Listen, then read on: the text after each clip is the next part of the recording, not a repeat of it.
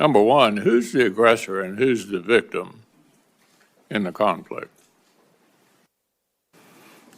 Russia's the aggressor.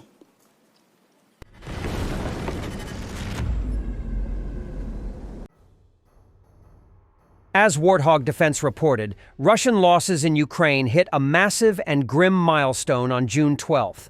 1 million Russian soldiers killed or wounded during the 39-month-long full-scale war, according to figures from Kyiv.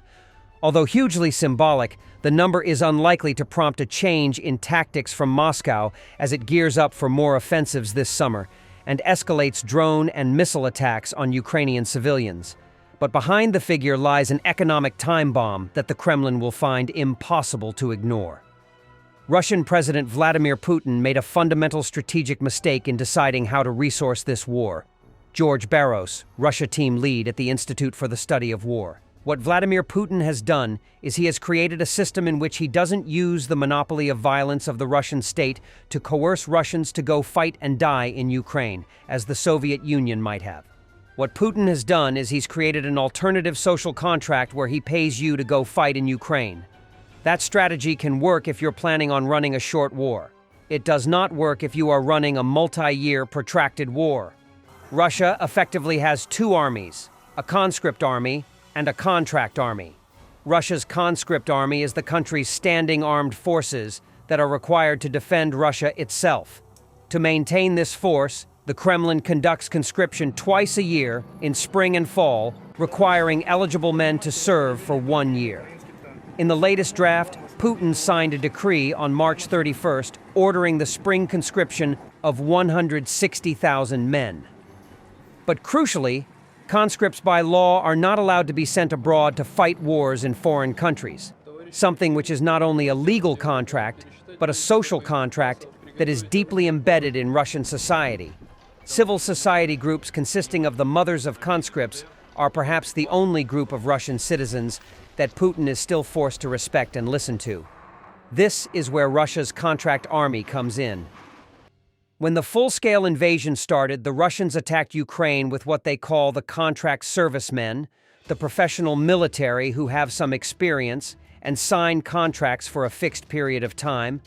Katerina Stepanenko, analyst at the Institute for the Study of War, said. But Russia soon ran into a problem: the armed forces of Ukraine.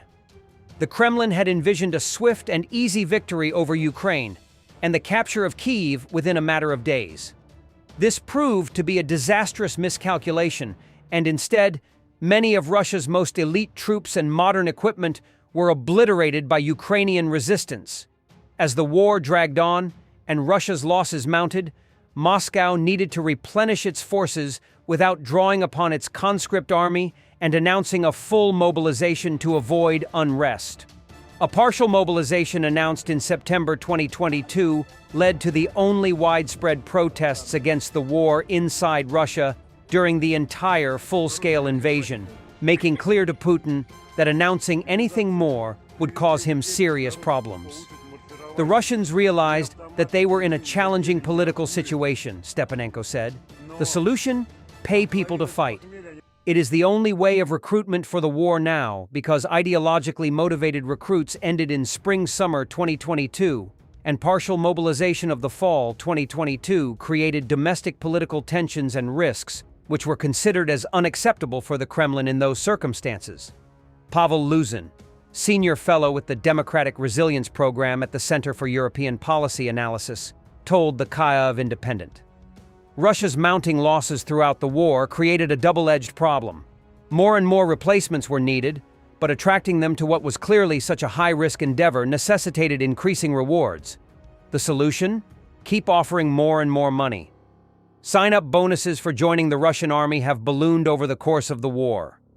In July 2024, Putin ordered a doubling of the lump sum payment offered to recruits in September 2022 to 400,000 rubles, over $5,000. But this was just the base-level payment. The Kremlin has placed recruitment quotas on Russian oblasts, meaning some have had to offer many times more than this in order to reach them. There are some oblasts in central Russia that are offering up to $40,000, 3 million rubles plus, just for a one-time sign-up bonus. Barros said. For context, the average Russian monthly wage in 2024 was $980, so a one-time sign-up bonus of $40,000 is nearly 4 times higher than what the average worker can expect to make in a whole year. But with such huge losses in Ukraine, the bill for the Kremlin is huge. They lose and recruit somewhere in the ballpark of 35,000 to 45,000 people per month, and perhaps they recruit a little bit north of that number, Barros said. At $40,000 a head just for the sign-up bonus, let alone salaries and other benefits and remittances if you're killed or wounded, this is a very fast way to not be sustainable. According to an analysis by economist Janis Klug, Russia's daily bill just for sign-up bonuses is $24 million. The ballooning bills come at a time when Russia's economy is already under huge strain from Western sanctions and falling oil and gas revenues. The implications for Russia are grave, energy security analyst Wojciech Jakobik wrote in an op-ed for the Kyiv Independent this week. Military spending has ballooned to 6.3% of GDP, its highest level since the Cold War, while the budget deficit continues to rise, he added. To fund its war, the Kremlin is raiding reserves, raising taxes, and cutting social programs. Absent war spending, Russia might already be in recession. Predictions about the imminent collapse of Russia's economy have been made throughout its full-scale invasion of Ukraine. Yet so far, it hasn't crashed and burned as some expected. But 3 years of sanctions are eroding the country's fiscal stability, despite Moscow claiming otherwise. Russian GDP growth has dropped precipitously this year as sanctions hamper its main sources of income, oil and gas revenue, and curb imports of components needed for its military-industrial complex. According to Barros, making any predictions about whether or not the Russian economy is going to collapse is supremely difficult to do. But the signs for the Kremlin don't bode well. If you look at the current Russian economic indicators, for example, their inflation rate, their overnight lending interest rates, Russian monetary constraints, government spending is out of control. It's a very loose fiscal policy, and so the economy is at risk of overheating, he said. I don't know to what extent the economy can continue to last. Barros said one major thing to keep an eye on are the Russian banks that are taking on tremendous amounts of debt in order to finance the Russian economy and the Kremlin's war machine in Ukraine. I suspect what will happen one day at the current rate is a Russian bank will have to default on its debt, and that will trigger some sort of financial meltdown, he said. I can't name the time or the hour or the place, but it seems very much like Vladimir Putin today is writing checks that Vladimir Putin a year or 2 years from now will not be able to cash. Currently, Western sanctions against Russia are still in place, and the EU has just announced its 18th package. In the US, a bipartisan sanctions bill introduced on April 1st by Republican Senator Lindsey Graham and Senate Democrat Richard Blumenthal seeks to impose a 500% tariff on imports from countries that continue purchasing Russian oil and raw materials. This would deal another major blow to the Kremlin and its ability to wage war, but US President Donald Trump seems in little rush to hurry it through. But the biggest factor in bringing down the Russian economy remains in the hands of Ukraine. We have to keep reminding ourselves that the key driver, the engine of Russia's economic woes, is in fact its casualty rate and its losses on the battlefield in Ukraine, Barros said. That is what is driving the need to recruit and replace 45,000 soldiers a month. That is what is destroying all the main battle tanks. That is what is actively destroying the Russians. And the minute the Ukrainians become less lethal, the minute that the Ukrainians do not impose those heavy losses on Russia at the same scale, then the economic picture becomes much better for the Kremlin. 73-year-old Stephen James Hubbard, a retired American teacher who was captured by Russian occupiers in Izium, Kharkiv region, is being tortured in prison because of his citizenship, writes the New York Times.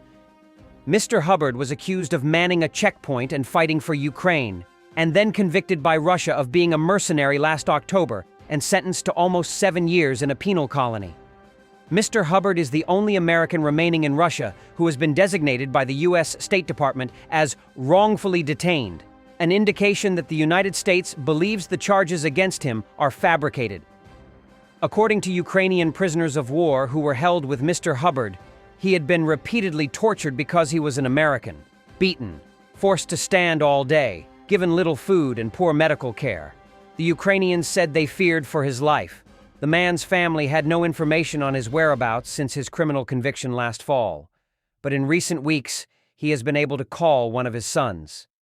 Documents reviewed by the New York Times show that Mr. Hubbard is being held in the IK-12 penal colony in Mordovia, the southwestern Russian region commonly referred to as prison land. Mr. Hubbard previously lived in Asium until Russian occupiers abducted him at the start of the full-scale invasion. U.S. Defense Secretary Pete Hegseth at the U.S. Senate Appropriations Committee, Russia is the aggressor.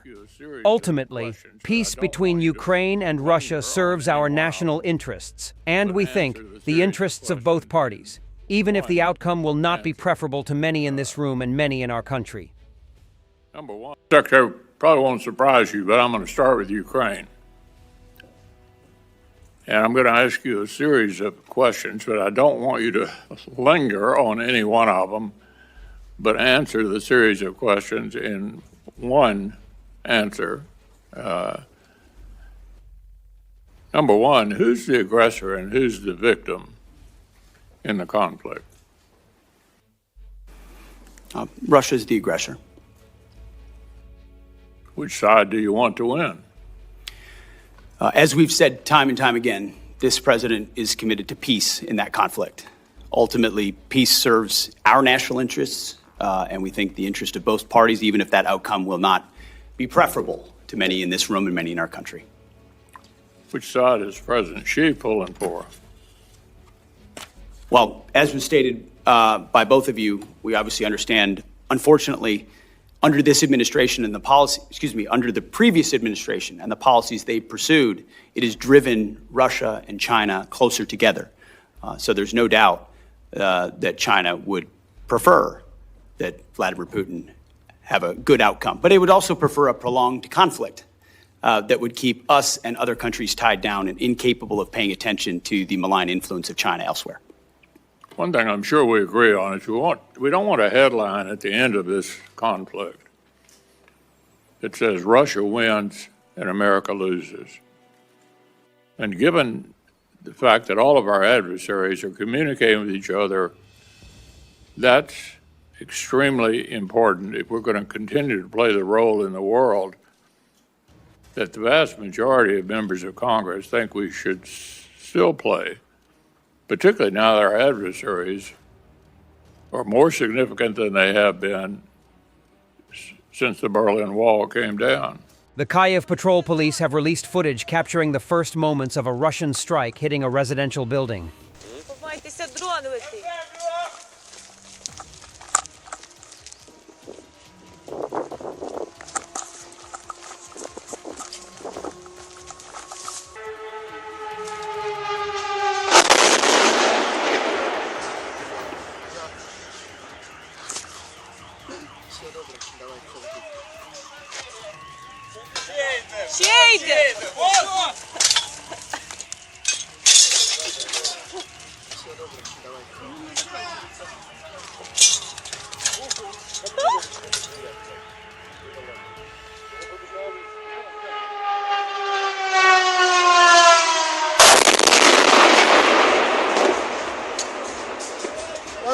Воздух! Де швидка? Хтось звертався? Є якісь травмовані? До нас ні, ніхто. Немає. Беріть ці вогнегасники.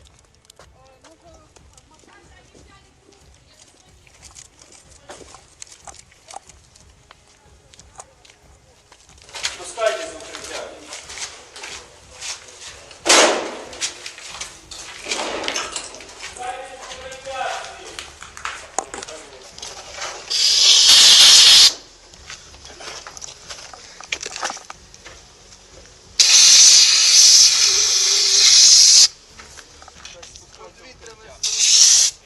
Хай спускаються в укриття по дверях, кричи, хай виходять.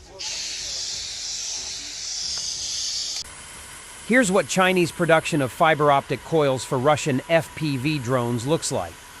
Currently, the Chinese company PGI Technology operates 18 machines that run 14 hours a day, winding 500 meters of fiber per minute. That's roughly 515-kilometer coils per shift. Production is being expanded to 50 machines operating around the clock, which would allow for the output of over 2,015-kilometer coils per day. Ukrainian Prime Minister Denis Shmyhal announced that Ukraine will receive nearly £1.7 billion from the United Kingdom for additional weapons purchases, including Rapid Ranger air defense missile systems and Martlet lightweight missiles. This month, the UK also announced a record aid package for drone supplies, £350 million, which will allow Ukraine to receive 100,000 drones by the end of this year. Thanks for watching, and don't forget to subscribe. Also, if you want to support Warthog Defense, please become our member and get early access to new videos, exclusive members-only videos, and become administrator in comment section. The membership link is in the description. Rescues every day. We had a guy last week at 6 rescues in 6 days. You know, he's doing the job every day.